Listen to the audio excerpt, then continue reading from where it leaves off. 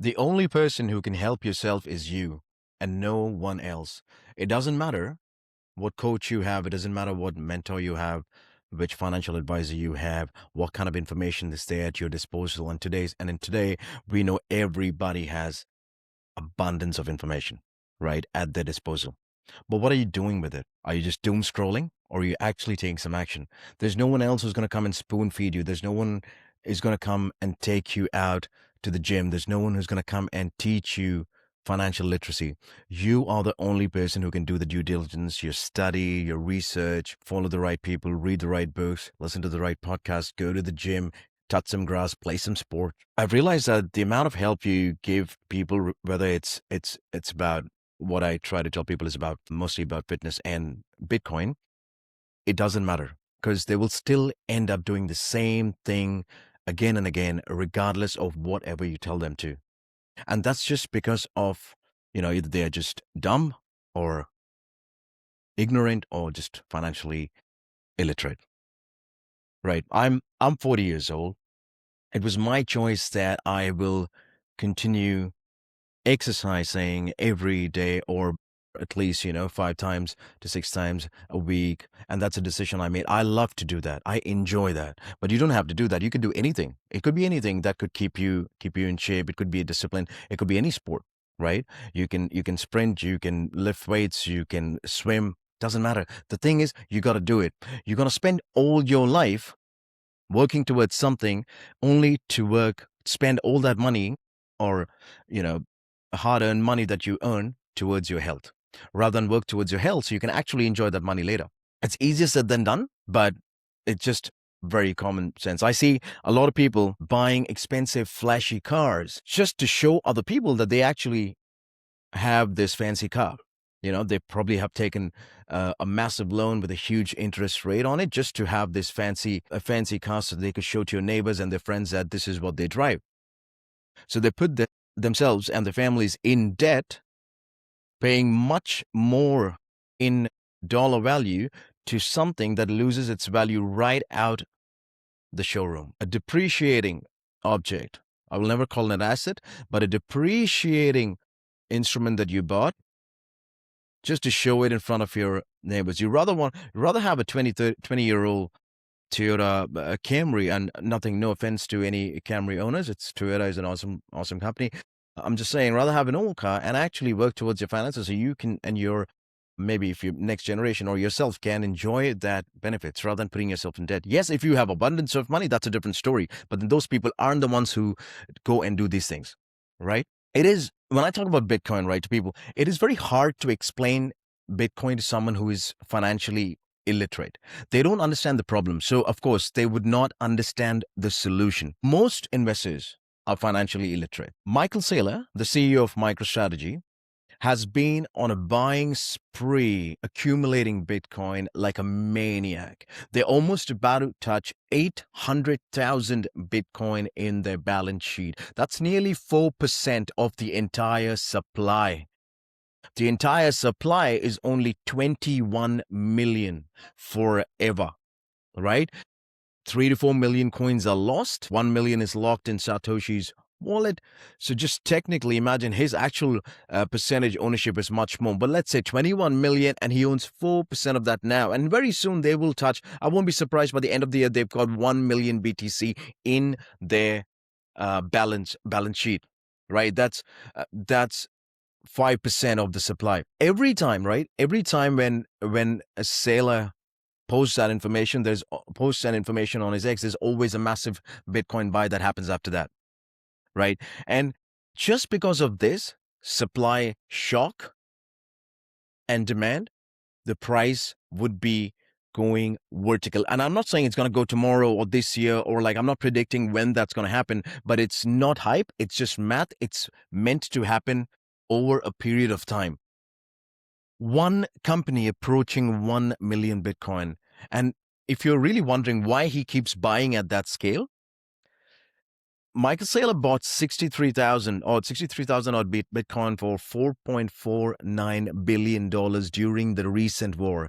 In just 6 weeks, He's up $380 million on those purchases. And across his entire position, his overall position, is over $1.2 billion in unrealized gains.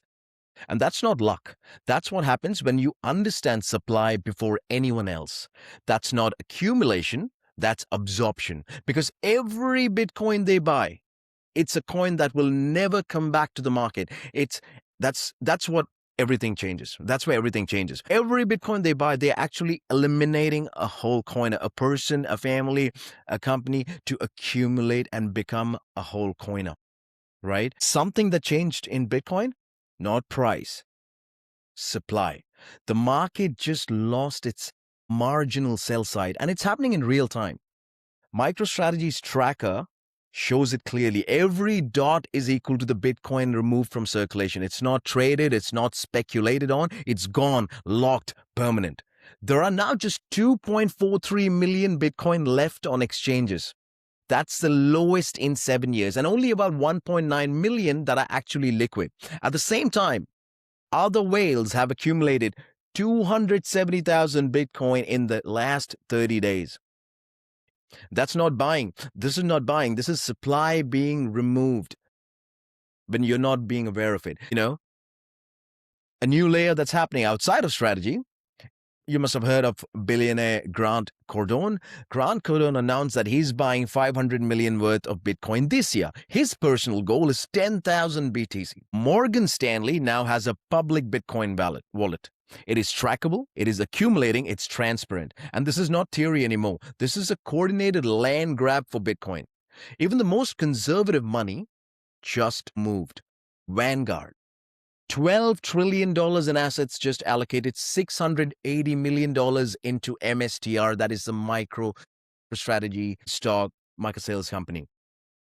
The money that never chases hype is now front-running Bitcoin.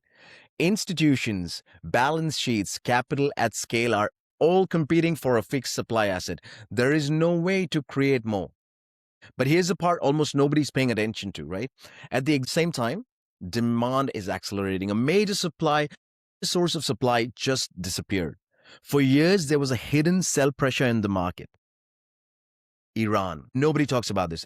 Iran was mining Bitcoin for around $1,300 per coin, dumping tens of thousands of BTC into circulation, a constant, invisible stream of supply. Then overnight, it vanished. Why? The power infrastructure was hit. Mining operations were shut down. Hash rate dropped immediately. And just like that, a major seller out, disappeared. No headlines, no narrative shift. The impact is massive. Now zoom out of the chart. The demand is rising, supply is shrinking, and a hidden sell pressure that used to be there just got wiped out. Now, this is not a normal setup. That's a compression event. And compression doesn't release slowly. It snaps. And when it snaps, the price grabs violent moves. It violently moves higher. And this is why Saylor said, if people knew what I know, Bitcoin would go to $10 million tomorrow. The bottleneck isn't demand anymore. It's availability. And once availability disappears, price doesn't move the way people expect it to. It doesn't grind higher, it gaps. It gaps violently. And we've seen glimpses of this in the past. Short squeezes, liquidity vacuums, but never at this scale. Because this time, the buyers are not retail. They're institutions. They're sovereign actors. They have balance sheets that are reallocating Bitcoins. Arthur Hayes, a prominent person in this space, not a big fan though, but already has 90% of his net worth in Bitcoin, waiting for the next move of money printing. His targets are ridiculous. I don't agree to those targets, but his targets are 200K by 2026, one Bitcoin, 750K by 2027, and 1 million by 2028. I do not agree to that. I think that's too fast. Those prices will hit, not probably at those rates though, but that's what people are speculating. And obviously, I'm not an expert like Arthur Hayes, maybe, or anyone else, but I just do not assume that's gonna be the traction. It would be around the timelines, but who knows? And even Even that assumes normal market behavior, right? Nothing about this setup is actually normal. Cynthia Loomis, senator, she has now resigned. US senator, I think she's resigned. No, that's what I heard. But she was talking about a 200 trillion Bitcoin market cap.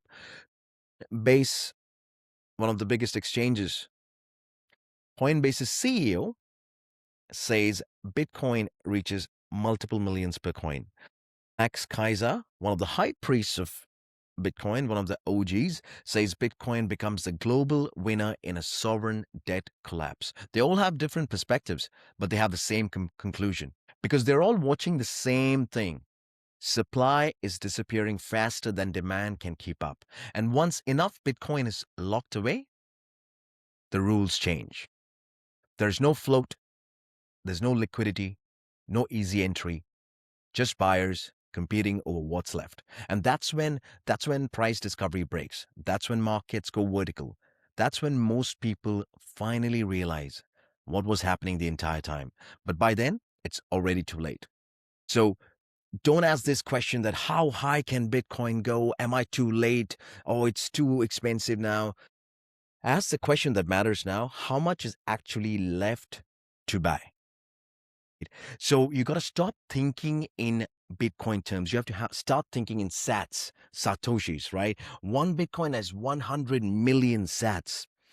So how many sats does your dollar buy? Your $5 coffee, or the $5 or the $10 spend that you unnecessarily did, that $20 meal that you did not even want, the $20 thing that you bought, oh, it was of no use. But accumulate sats, think in sats, because the future would be in sats. I keep on talking about this in repeat mode, right? Only because my only motive is to get this information to as many people as possible. 10 years down the line, when you probably listen to this, you will probably say, oh man, maybe we should have gone that route. And you don't have to go all in on it. You can pretty much go with amount that you don't need right away, right? What you can invest. And that's up to you. I will never tell you how much or what you need to invest. Same thing for fitness, man. Don't procrastinate. Don't put it for tomorrow. Don't put it for for day after. Oh, I'm gonna go this month end or next year. Oh, New Year's resolution. No, man, just go. Just go. Do your thing. Take your step. Get the ball rolling. Let those habits compound. First get used to the habit. Let the habits compound and let that become your lifestyle. Right. As we always say, stack sats, build strength, and own your life.